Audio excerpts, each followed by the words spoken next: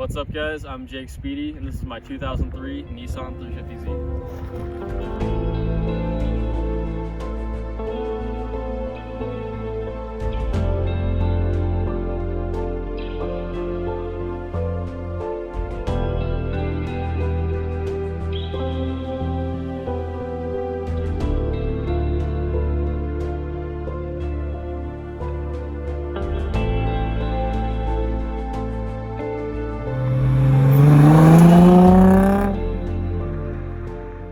So what's up? This is my 2003 Nissan 350Z. It's got the 6-speed manual transmission, and just like all the other 03 to 05 versions, it's got the 3.5 liter V6 D engine.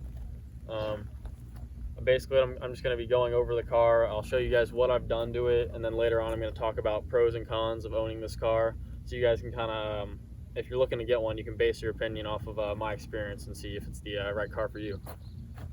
So what I've done to this car, just cosmetically, I have the G35 19-inch forged array wheels, powder coated white. I've got a black eBay lip on the front bumper. I like the look of these. It makes it look a lot more aggressive. I also have the little headlight eyelids. On the back, I've got a Megan Racing single exit exhaust. Other than that, just small things like shift knob, other small details. That's about all I have going on cosmetically. So yeah, and then I also have under the hood, I have a cold air intake, and then like I said, the exhaust. So that's about all I've got done to the car. So I've owned this car for around a year now.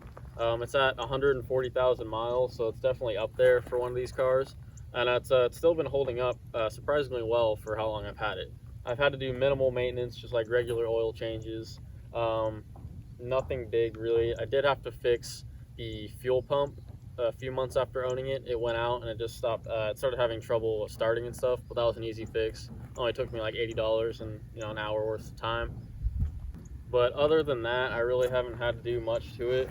So I guess I'll just be talking about like the pros and cons now that I've had with this car over the past year of owning it. I'm gonna go ahead and start with the cons, and some of y'all may have heard some of these, but a big con is the 3rd and 5th gear grinds. My car, since it's an 03 and has quite a few miles on it, it does grind in the 3rd gear, which is kind of annoying. I can still get around it by slowly shifting in the 3rd, and it doesn't grind at all. Haven't grinded it in months, but if I try to race it or something and shift real fast in the 3rd, it'll grind up pretty hard and sounds really nasty. It's probably horrible for the car. Another problem, I haven't had this issue, but I hear a lot of other people do, is oil consumption. Some of these cars, especially the 05 and 06s, they burn oil like crazy. I have a friend with a Infiniti G35, and it burns oil like insane. Like I think he had to put a cord in it like after only a week. So it's like, it's pretty bad. But just make sure if you're looking to buy one, ask the previous owner how much oil it burns. Double check that. And then also with the transmission, if you do get a manual, test drive it, or have someone else that knows how to drive a manual test drive it and make sure it doesn't grind. I kind of got slightly scammed getting this one. I got it without test driving it because I didn't know how to drive a manual. The guy, he didn't tell me or like show me that it grinded in the 3rd, so I didn't know that until after learning to drive it, which was kind of a bummer. But it's not the worst thing in the world. Okay, so another con with this car, it just has a lot of small issues. Like, it's nothing big, but like window motors going out, the interior kind of gets scratched up somewhat easily. Not huge issues, but yeah, it's just small cosmetic things. And the window motor wasn't really that bad. I already replaced one of mine. It was $50 to replace the passenger window motor. It took me about 3 hours. Wasn't like a huge deal. Pretty easy to do. Alright, so pros of this car, just right off the bat, is the price point. I got this car for $6,200, which is a relatively good price considering the horsepower, around like 287 horsepower, I believe, for the 2003. So I mean, for $6,000, that's pretty dang good. You can get them even cheaper than that too, depending on the condition and mileage. So good price point. Another thing is just how the car looks. Like, it's got a really sporty and like pretty aggressive look going on to it. I get a lot of compliments on the car all the time, which is pretty nice. I've even had people ask me if I'm rich, even though like they think this car costs way more than it really does. So that's kind of funny. But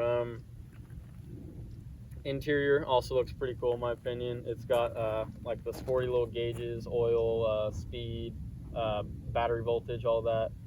It's got the cool sporty looking seats that wrap around you and stuff, so you're not doing the cha-cha slide down the road. Okay, anyways. Other pros to this car, it's just really fun to drive. Like, it handles really well, especially driving down the back roads. Like, even just getting over here, I mean, it's just really enjoyable. Another thing, some people absolutely hate it, but the sound this car makes, I really like it.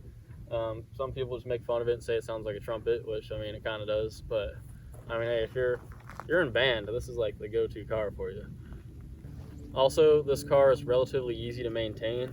So like I was saying earlier, the only things I've had to really do to this car since owning it is swap out the fuel pump and then the window motor, so it was pretty cheap. I also have to change out the belts on it pretty soon. I already ordered them. They weren't that expensive either. So I'm going to be getting that done like probably later this week or next week.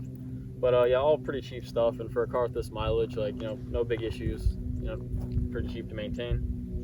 So that's about all like I have for like the pros and cons. I mean, I'm sure there's a few that I probably missed, but when it comes down to buying this car, like, would I recommend it? I would recommend this car if you're looking for like a unique, like decent performing sports car, like in the under $10,000 price range. You know, just if you are looking to get one, watch out for the stuff like the transmission issues and the earlier models, and oil consumption. That's the two big things looking at these cars.